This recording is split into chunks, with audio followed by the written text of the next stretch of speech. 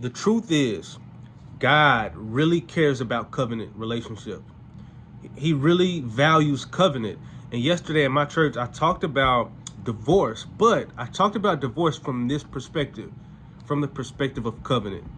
You see, marriage is a covenant. It's one of the most beautiful covenants there is. In marriage, when a husband and wife get together, they consummate their marriage by coming together, literally, physically, spiritually, psychologically, in their inaugurating, they're beginning, they're sealing a covenant with each other, and they do that by having sex. And we talked about that, the way it's supposed to be, right? On a woman's first time, and we talked about this. I talked about this from the pulpit. The woman, her first time having sex, it's usually accompanied with blood, right? Blood is usually present on her first time. But why?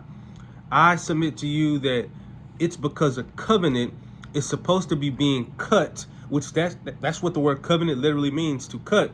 A covenant should be being cut with her husband on her honeymoon, right? She's supposed to be sealing this marriage covenant with a man who she will share the rest of her life with, and blood is associated with that. How many of us know that sex is a covenant act? Paul reinforces this line of thinking in 1 Corinthians chapter 6 when he says, don't you know that whoever joins a prostitute, right? Whoever has sex with a prostitute becomes one body with her. You become one when you engage in sex. And so Paul says, look, you belong to God. And because you belong to God, you're one spirit with God. Do not make yourself one with the prostitute. In other words, our oneness, our intimacy, our covenant with God should inform every other covenant that we decide to make. Sex is not just a casual thing like the world wants you to believe. It's not just rubbing bodies together.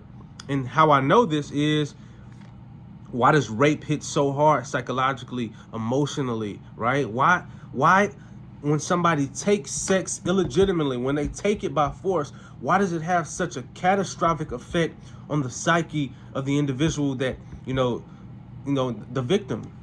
It's because it's way more than a physical thing. Sex has never been just physical. It was never intended to be just physical. It was always supposed to be the tying together of two bodies, but at the same time, in some way, two souls, two spirits, as the husband and wife literally are meant to become one and share their lives together. And so I'm not jumping around having sex with everybody because I don't want to tie myself to everybody.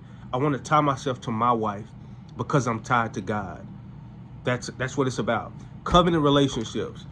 It's your boy Jalen Perkins. If you like what you heard, subscribe, hit that like button, hit that notification bell. I'm gone.